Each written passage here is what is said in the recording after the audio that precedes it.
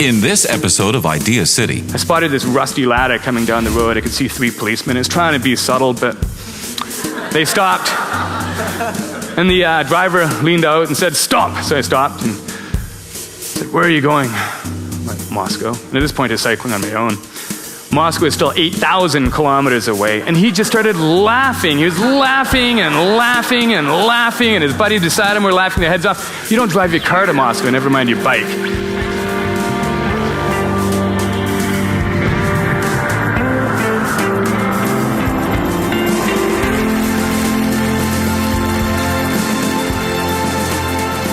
Idea City, the smartest people, the biggest ideas. Well, I can understand the motivation that comes, the satisfaction that comes from doing something that's never been done before. But how would you deal with this situation? At 37, Colin was the first person to circle the globe using only human power. So he cycled, he hiked, he rode from Vancouver to Alaska, then across the Bering Sea, through Russia, across Europe, over the Atlantic Ocean, back to Vancouver. You'd figure that would buy a guy a citation, right? A little plaque somewhere. But the Guinness World Records has not recognized his feat. It issued a set of guidelines for human-powered circumnavigations 7 months after Colin finished his expedition, and because he did not cross the equator, he was not given the record. Bummer. Colin. How are you? Thank you so much,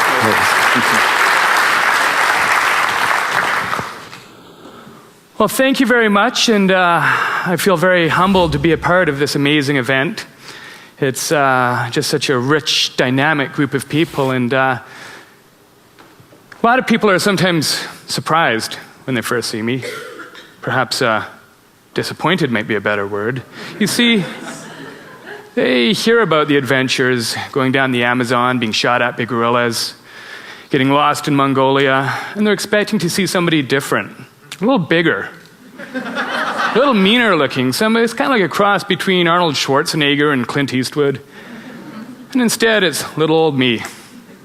And I think the fact that this picture is used a lot by the media somehow helps fuel that, that thought. But you know, there was a reporter from The Province, which is a newspaper in Vancouver a few years ago, which hit the nail on the head. Angus, hailed as one of Canada's great adventurers, is also one of its greatest nerds. Angus, who stands a pale inch or two under 6 feet and weighs a sparse 165 pounds, looks more like a computer-addled cavefish than a piranha-busting daredevil. It's true. But you know, I love it. It sort of captures my philosophy perfectly, which I learned many, many years ago in the town of Port Alberni. Probably most people here have not heard of Alberni. It's a little town on the west coast of Vancouver Island, a working town. It's got a pulp mill, that's sort of the main industry. And I was brought up in the 80s, sort of in the peak of the big recession. It was, in Alberni, the recession was very bad. It's a resource-based industry. I think the unemployment rate was about 20%. And so there's a lot of depressed people. The big thing was if you can just get a job. And I was brought up by a single mother, 4 kids. So life, of course, was a struggle. And I would spend winter days reading books. And then one day I read a book. It was called Dove. And I was 12 years old when I read this, and it was about a 16-year-old boy who sailed around the planet by himself. He didn't have a big crew with him. He didn't have a support team. It was just himself and a little boat. And it was his dream. He always wanted to sail around the world. And he did it. It was only him. By himself. His father helped him out later, but starting out, it was just him and his dream. And I read that book, and I thought, you know, maybe I can do this. But I read a lot of books. I read manuals in sailing, and I'm like, you know, all you need is 3 things. Knowledge, which you can get at the library. You need a boat, and you need a little bit of money, not a lot, which you can get by saving your paper route money. I met a friend. We moved to a new town, and I made new friends. And there's one fellow, he was kind of an adventurous sort, and his name was Dan, and I told him about this plan I had. And Dan loved the idea. He was the first person that didn't say, yeah, right. Instead, he's like, sounds so cool. And it wasn't long before the two of us were working together. He was washing dishes. I got a job in the summer, tree planting and working on a fish boat. We saved up our money, and we bought a beat-up old sailboat, a little 27-footer, and sailed away from Canada. And we spent the next 5 years sailing the oceans, going down to Mexico, French Polynesia. But there's one concept that I'd pondered for years. And unlike the sailing trip, unlike the river journeys, it was something that I didn't really think I could do it. It just seemed too enormous, too monumental. But at the same time, it was an intriguing idea. It was very simple in concept. And that was going around the world by human power, entirely by human power. And one day I decided, I'd thought about this long enough. Let's go ahead and try doing it. The journey started from Vancouver. That's where I was living at the time. And the second day of the trip was probably the hardest of the entire expedition. The weather was nice, the roads were flat, we're in familiar turf. But the reason is this. Up until the trip started, it was all hypothetical. So you're looking at the maps, you're doing the research, you're on Google, you're trying to raise the funds, you're trying to move all these things around, your different items of gear, you're trying to figure out the bureaucracy of these different countries that you're going to traverse.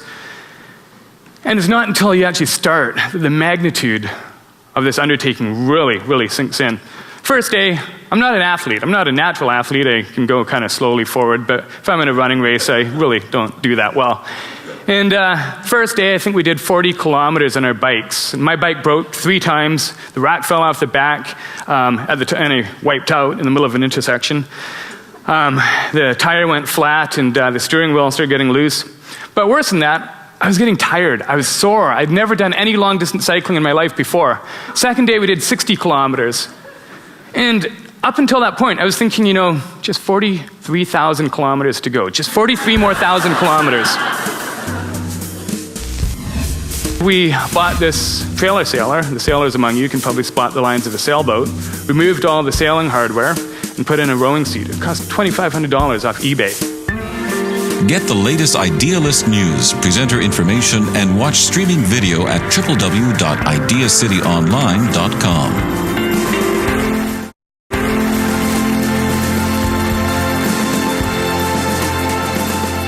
Idea City, the smartest people, the biggest ideas.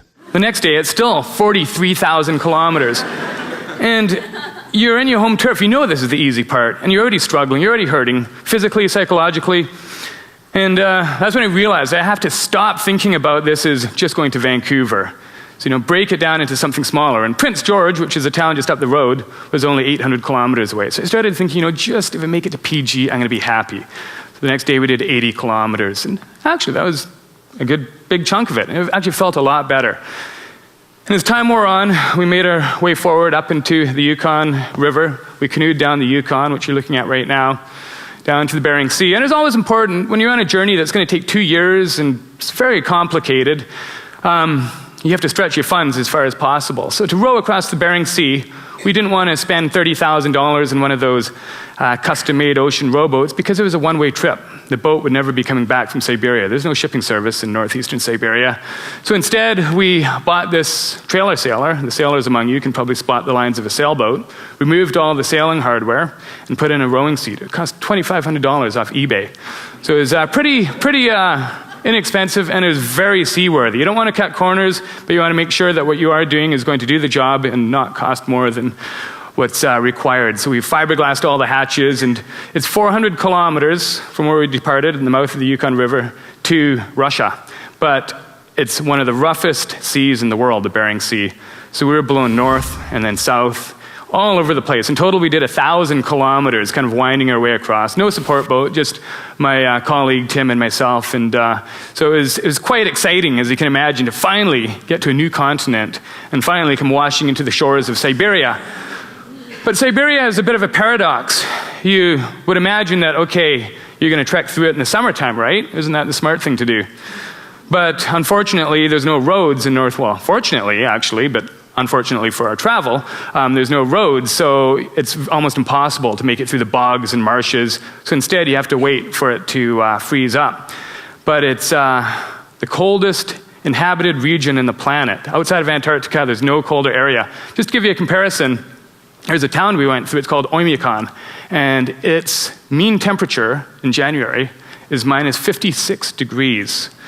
That's the average. So Winnipeg, by comparison, we all think of Winnipeg as being Canada's freezing hellhole, is minus 17. I don't mean that offensively, anybody from Winnipeg, I love Winnipeg, but it is cold. It's minus 17 for the same month. So you really, really have to prepare for it. This picture here was taken when it's still quite mild. It was early October. When it gets colder, in the middle of the winter, which is when we were trekking, you have to be completely covered. Any exposed skin will actually freeze within minutes. So that's with the goggles off for a little bit. You got to put them back on. And it's the distance we were doing, it was without roads. It's about the distance of crossing from one side of Antarctica to the other. But we did have support for large chunks of this, just because it is, again, that's only one part of this entire journey. So many things to think about. And so we moved forward through Siberia. It was very unfortunate. Myself and my colleague started having a bit of a falling out. We just had different philosophies. In all my earlier expeditions, things had been quite harmonious. I'd been very lucky. And it got to the point where we had to sort of split and do our separate ways. After things actually were getting quite a bit better weather-wise, spring was coming, we'd gone through the hardest region. And before the expedition, before I embarked on the expedition, I actually met somebody. She was very special to me. And some of you may actually have seen her because she's the one who won the telescope a couple nights ago, telescope girl. And her name's Julie, and she's just sitting right, where are you, Julie? Right here. And I met Julie and at the bus stop in Vancouver.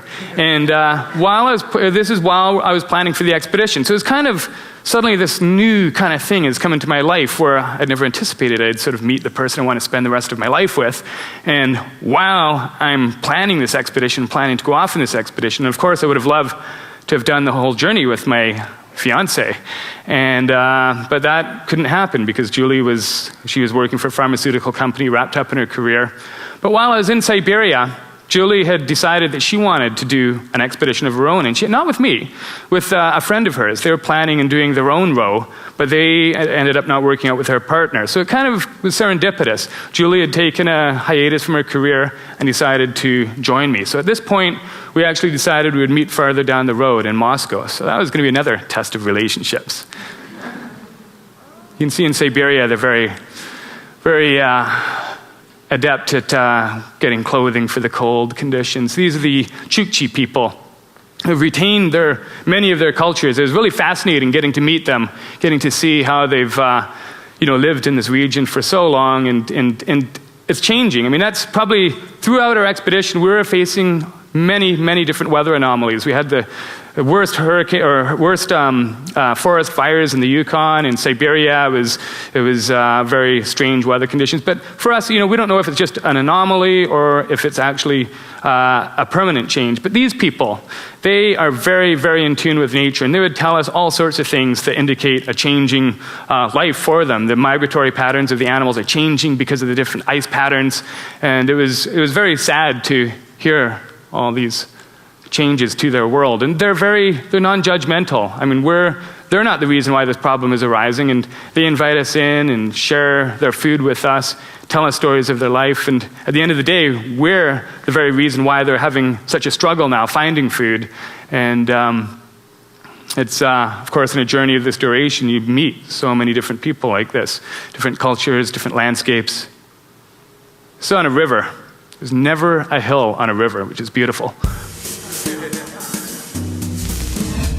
That's when I noticed there's a big pool of diarrhea. Somebody had diarrheaed, if you can use that as a verb, in the night. And it was partially frozen. The outside was sort of little crystals of frost. In the middle, it was still steaming. Great ideas are meant to be shared. Join the discussion on Facebook.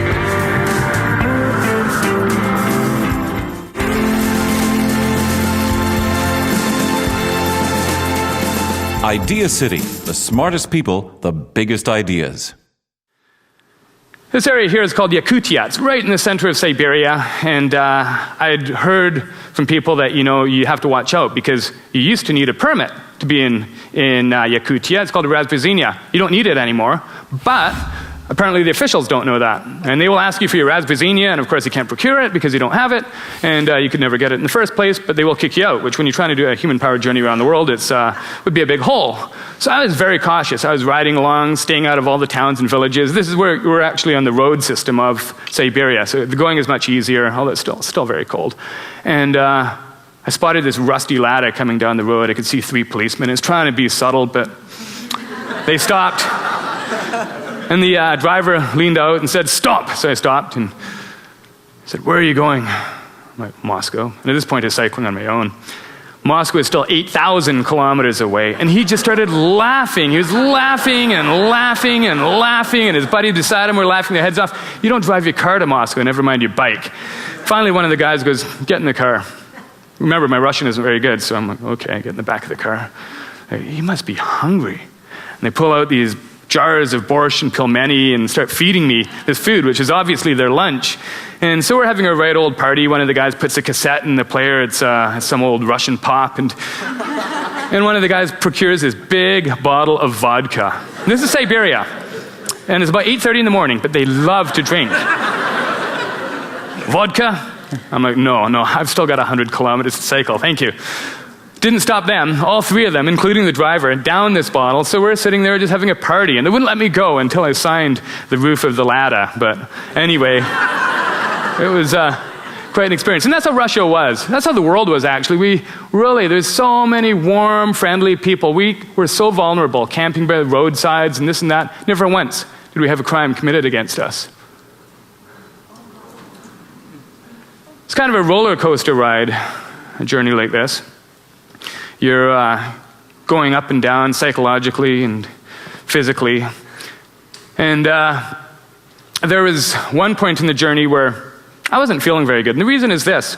Southern Siberia, I had forgotten to do the most important chore when I was in a big town, and that's patching all my inner tubes. Because you can't do that when you're out on in the cold. It's very difficult. You have to pull out your camp stove, warm up the glue, warm up the tire. It's just a very tedious process. So what I'd do is I'd collect all my flat inner tubes and repair them when I was in town or village when everything's nice and warm. I was in this one big town. It's called Chita.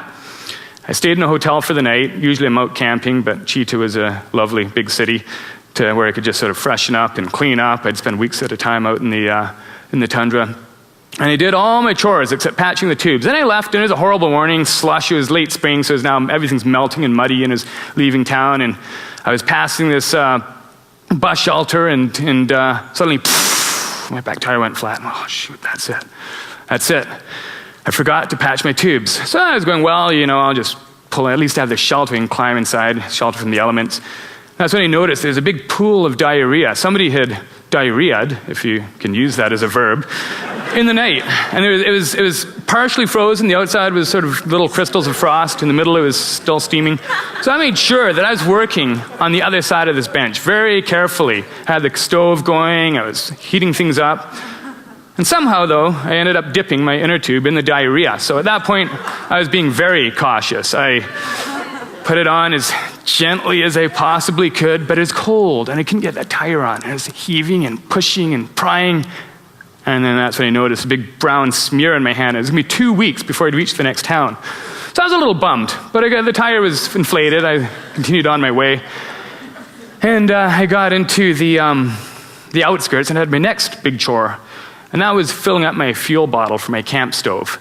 And the problem is it's very difficult. You have to pay in advance, but you also have to explain in these gas stations, why. You kind of look at your fuel bottle and say, what the heck is this all about? And I have to speak in Russian, and again, my Russian was not very good. But finally, I paid my 30 rubles, and I went up to the pump, and I squeezed the trigger, and unbeknownst to me, I was under extremely high pressure. So this gas comes rocketing back out. I'm covered in gasoline now, stinking of diarrhea. Walk back to my bike, and the gas station dog has just finished up the last of my prialnikis, which are cookies, the next 2 weeks. So I was feeling bummed, absolutely bummed. It's still kind of pouring, snowing down, pedaling out. But 2 days later, the sun came out. There's a little mountain stream by the road. I was able to clean everything up, and everything changed. It was just a completely different world. And that's why we do these adventures. It's like life. It's a roller coaster. You're going up and down, and I think I'm running out of time. But it's just a fantastic experience. And with our journeys, That one around the world, it was a very difficult journey physically. And people often say afterwards, why? Why did you do this? And how are you going to outdo yourself? And it's virtually, impossible to answer that as to why. There's so many different factors. But as to how we're going to outdo ourselves, it's not about outdoing ourselves each time. It's just expanding your personal limitations. For that, it was our physical limitations. It was to prove to yourself that you can actually go out and do these things. But our next adventure was something very different. It was more about learning about ourselves, and that was, we actually rode, Julie and myself, we got married after the expedition, the ultimate litmus test, and we rode from the top of Scotland all the way down to Syria. And with that, it was more about learning about ourselves and getting to meet our relatives who are still living there, and just learning about our history and the lands and places in between. And it was all, and the boats that we used, we designed ourselves. We made them amphibious so we could fit bicycles inside, go on land or water. We could pull the bikes out, pull the boats, or go in the water. So, but anyway, I think I'm absolutely out of time if I'm reading this meter right. But I don't see Moses. But anyway, thank you very much, and it's been a pleasure being here. Good.